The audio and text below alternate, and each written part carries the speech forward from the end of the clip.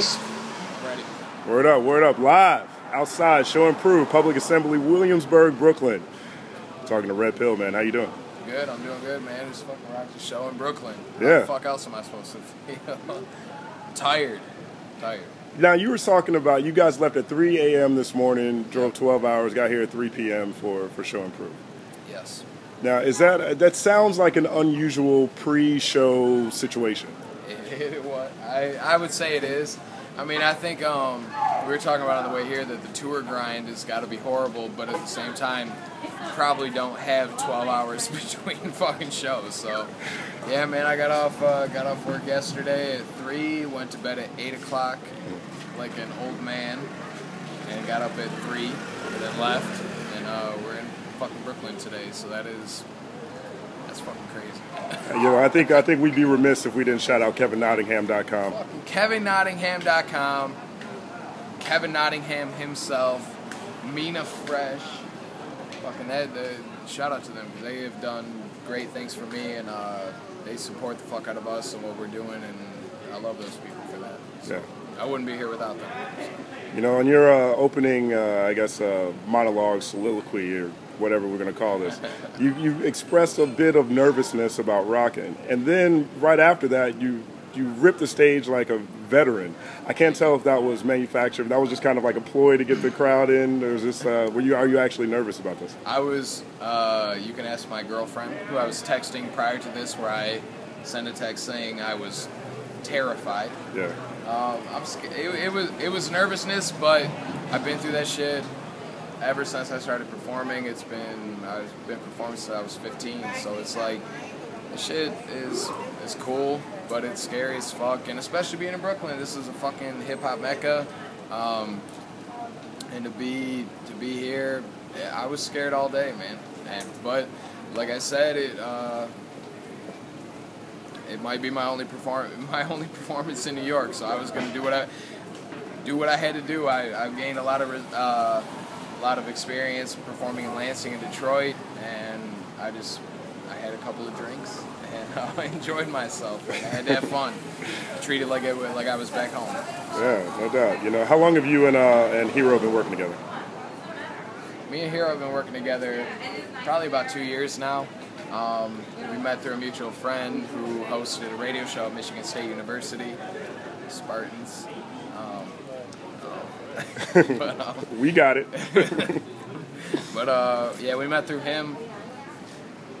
He's not here because he's a dick. He's watching the Heat and the Thunder game. So fuck Hero. But I wasn't. Hero he's on some future shit, and I wasn't sure how to react to his beats, and it clicked. We started working together, and now we got a project called The Kid coming out. We dropped a project called Dream Within a Dream today, and we're excited for people to hear what we're doing, man. It's Michigan hip hop, but you know, we hope it's taking it to a different level. Some people get stuck in trying to recreate the past, and I think we're trying to do something a little bit different. You know, I think it's an interesting connection between, as you described it, you know, futuristic sounding beats. Thanks, man. Yeah, sure, man. Please. Big shout out to CG. Yep. I think it's an interesting mix. You know, you described it as futuristic type beats. You have a real common man perspective that comes through your rhymes. I don't know if that's a combination that we're used to hearing yet in hip hop. Yeah, it's you know, I grew up like a lot of people in Michigan grow up. You don't have a lot of money in the house. You got blue collar roots. And I think that is what makes us interesting, is that Hero does, you know, he's influenced by Dilla, but also influenced by like Flying Lotus and all this different shit, and I'm just trying to bring my I think somebody called it the everyman music, whatever. I mean, that's cool though, like that's what it is. I wake up every day, I work at a Axle plant in Detroit, and that's what I do every day, man. So to bring that to what Hero's doing, kind of spacey, futuristic shit, it's cool, man. I'm excited to make music that sounds like that. We Are Not Like Them is a really, really strong joint, and it sounds like it does sound like, you mentioned you work in an Axle plant. It does sound like, you know, the blue collar struggle that I think is universal in America right now. Mm-hmm. that shit is not futuristic. It's hero. It's definitely hero, but it's kind of on some like classic hip hop shit with you know, he took the John Lennon sample, which we'll never be able to clear, so we'll never be able to sell this album because it has a John Lennon sample on it. That's some more straightforward hip hop shit, but yeah, that kind of came up randomly. Like he told me he was gonna sample that track, and I challenged him. I said, I don't know what you're gonna be able to do with it, and then he ended up producing some shit that was like fucking crazy. Yeah. I mean, he took a good sample and made it a dope ass beat, and that's one of my favorite tracks me and him have done together. What's it like on the ground right now in Michigan as an MC, but not as an MC, of course, but also just being a resident of one of the company man. being a resident of one of the most financially challenged states in the union right now. It's fucking hard, man. I bitch a lot about my jobs that I've had, and I talk a lot of shit about how much I dislike them, but I'm very lucky to have a job right now. I know a lot of people. Even my father, like, he works, but it's tough, man. Like, people everywhere you go, there are people that don't have jobs. You're not at work for a long time because the big three, the auto industry, has been having trouble. But even so, like, they're posting big ass gains, big ass profits, and a lot of the guys working on those lines have taken huge pay cuts. They went from making really good money to okay money, and it's hard to readjust to that shit. Like, it's a lot of people are still out of work.